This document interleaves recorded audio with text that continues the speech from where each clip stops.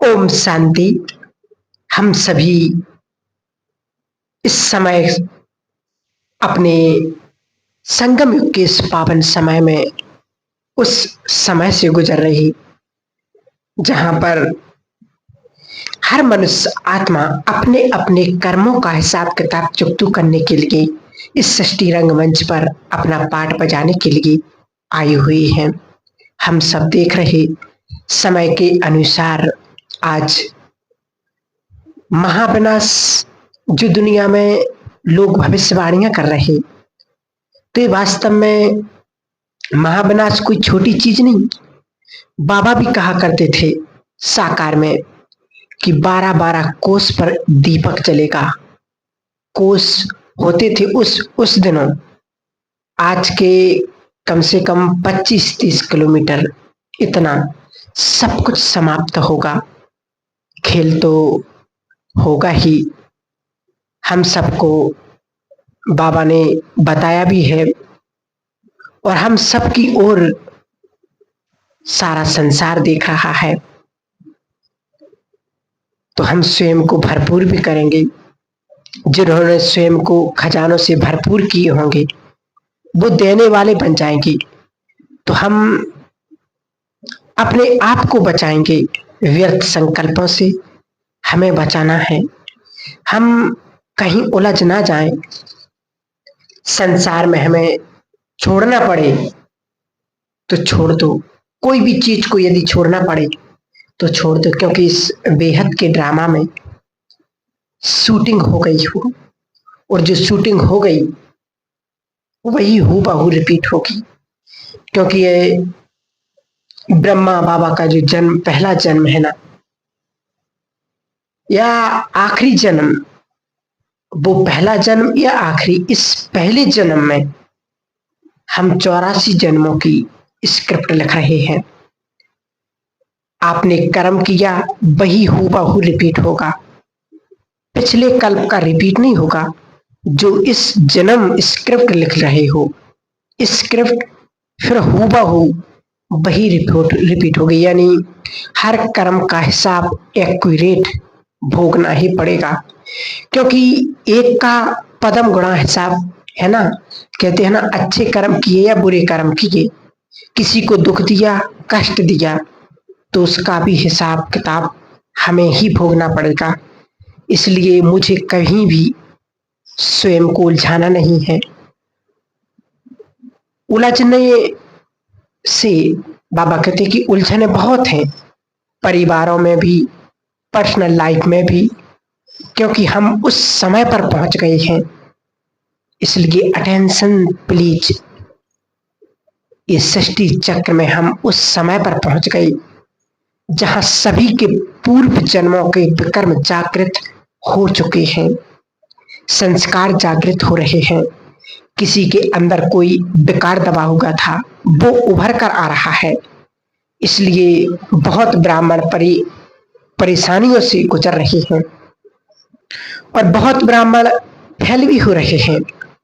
हम सब देख रहे हैं कि कहीं कहीं पर बहुत बहुत परेशानियां, समस्याएं बढ़ती जा रही हैं। हमें अपने को कहीं भी उलझाना नहीं है, क्योंकि ये इंफॉर्मेशन का युग है। इंफॉर्मेशन टेक्नोलॉजी कितनी आ चुकी है आज दुनिया में, इसलिए कहीं भी अब, क्योंकि ये लास्ट विजडम है, इसलिए तो बाबा कहते आज इंफॉर्मेशन का युग हो गया है। सूचनाएं, और जिसके पास जितनी सूचनाएं अधिक होंगी वो उतना ही उसको अधिक घमंड होगा। दुनिया के अंदर अर्थात ज्ञान के चक्षु खुलने के बजाय अज्ञानता के अंधेरे में और जाने लगेंगी। उसके बाद आज तो आर्टिफिशियल, जो रियल है ही नहीं, सत्य स्वरूप है ही नहीं, इसलिए आर्टिफिशियल तो बाबा कहते महाविनाश का कारक भी वही बनेगा। आर्टिफिशियल जिसको कहते नहीं इंटेलिजेंट, तो हो गए। इसलिए कहा भी है, आध्यात्मिक प्रज्ञा जिसमें ज्ञान चक्षु खुले हों वो लुप्त होते जा रहे हैं और ज्ञान भी लुप्त हो गया है। बस सूचनाओं का युग आ गया है, इसलिए अधर्म बहुत अधिक चरम सीमा पर फैलने लगा है, बहुत तीव्र गति से फैलने लगा। जब कोई भी चीज की अति हो जाती है तो हम सब जानते हैं उसका अंत निश्चित होता है। इसलिए आज समय के अनुसार आज हर चीज की अति हो चुकी है, क्योंकि अंतिम समय का अंतिम काल, अंतिम दौर चल रहा है।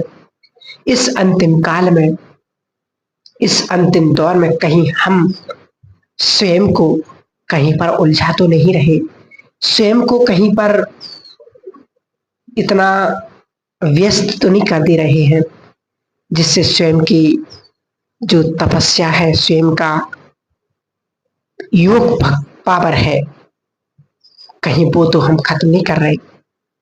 इसलिए समय के अनुसार, क्योंकि अंत समय में बाबा ने कहा कोई भी कम्युनिकेशन सिस्टम काम नहीं आएगा, सब जाम हो जाएंगे। उस समय जिसको बाबा कहते थे ना कि वॉइसलेस और वायरलेस कम्युनिकेशन काम करेगा, वो सिस्टम और सब प्रकार के सिस्टम हमारे जहां तक हो सके मोस्ट स्थिति हो,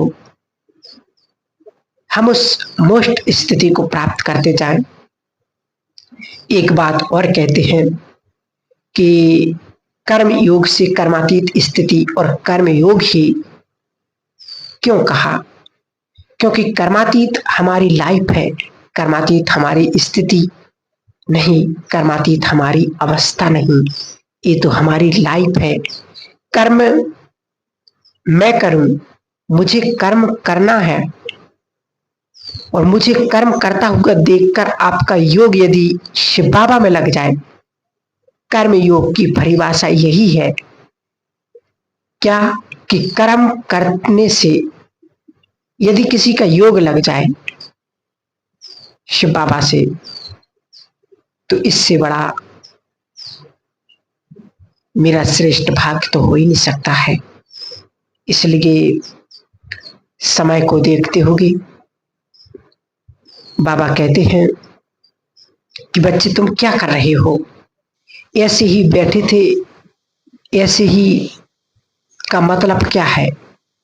क्योंकि कर्म मेरा साधारण हो जाता है, दूसरा सारे कर्म में योग में होकर हो जाए, योग युक्त कर्म। बाबा ने कहा नहीं मुरली में कि बच्चे तुम्हारे चेहरे से ब्रह्मा नजर आए, बाबा ने कहा तुम्हारे कर्मों से बाबा दिखाई दे। यज्ञ की सेवा कर्म योग है, कुछ भी करो बाबा की सेवा जरूर करो। याद रखें मुझे अपने व्यक्तित्व को निखारना है, दूसरों के प्रभाव में नहीं आना है। गुण की महिमा करो, उससे सीखो, परंतु उसके प्रभाव में नहीं आना है। दूसरा है लगाओ, अपने नाम से लगाओ, ये सूक्ष्म है। वस्तुओं से लगाओ नहीं, परंतु अपने काम से लगाव है। मेरा नाम हो, मेरा मान हो, मेरी शान हो, इस सूक्ष्म वर्तमान समय की पुकार के अनुसार साधन भी माया है। अपने आप को डिटैच करना है, बहुत आवश्यक है। फिर है झुकाव। बाबा कर्मातीत अवस्था एक रस विहीन बाबा याद रखते थे, जब तक मुझ आत्मा का रस आ रहा है तब तक मैं कर्मातीत नहीं हूं। यदि किसी भी चीज में रस है, इच्छा है, लगाव है, झुकाव है, तो मेरी कर्मातीत स्थिति अभी नहीं बनी है। अगर मुझे नैनों का रस है, कानों का रस है, जीभ का रस है, संग का रस है, तो कर्मातीत नहीं हो गई। बाबा ने कहा साइंस सतयुग में भी है, याद रखें, साइलेंस से साइंस को जन्म मिला है, साइंस से साइलेंस को नहीं। इस अंतिम समय में अब प्लीज स्लो डाउन ये thinking, too much thinking, too fast thinking. देवी नहीं है। कभी देवता के चित्र देखे कि मैं देवता बड़ी सोच में नजर आ रहा हूं, तो आपको करना होगा वही थिंकिंग, क्योंकि अंत में दो थॉट नहीं होगा, एक ही एकाग्र वाला थॉट होगा और यही सेफ्टी का साधन बन जाएगा। एक भाई ने प्रश्न पूछा कि काम हम करते हैं और वो चालाकी से क्रेडिट ले लेता है, तो क्या करें? तो देखो, वास्तव में घबराओ नहीं। कहते हैं ना, जो हम सब ने कहावत सुनी भी होगी, 100 सुनार की और एक लोहार की। आप हो, अपनी अच्छाई को और बढ़ाते चलो। तो अब समय को देखते हुए अब पुरुषार्थ करना है। यदि आप भोले हो तो वह भोला है, आप यदि चतुर हो तो वह 1000 गुना चतुर है। इसलिए भगवान से कोई चतुराई ना करें कि भगवान नहीं देख रहा है, या वो तो वैसे ही प्यार का सागर है, सुखों का सागर है, वो मेरा बाबा है। क्योंकि आज स्थिति क्यों इतनी गिर चुकी है? क्योंकि हमने बाबा को साधारण समझ लिया है कि वो मेरा बाबा है, वो मेरा पिता है। इसलिए आज हम इतनी उस तीव्र पुरुषार्थ को नहीं कर पा रहे हैं। इसलिए भगवान को भी कभी हल्के में मत लेना चाहिए। आज क्यों ब्राह्मण आत्मा ढीली हो चुकी है? क्योंकि बाबा को ढीले एक साधारण रूप में ले लिया है, परंतु बाबा को हमें हल्के में नहीं लेना चाहिए। एक बात याद रखना कि बाबा के साथ साथ भगवान धर्मराज भी है। अभी वो पढ़ा रहा है, वो अभी बाप है, टीचर है, सदगुरु है, परंतु अंत समय में वो धर्मराज का रूप भी धारण करेगा। इसलिए ये बात याद रखें, तो कभी भी कोई भी विकर्म, कोई भी पाप कर्म हमसे नहीं होगा।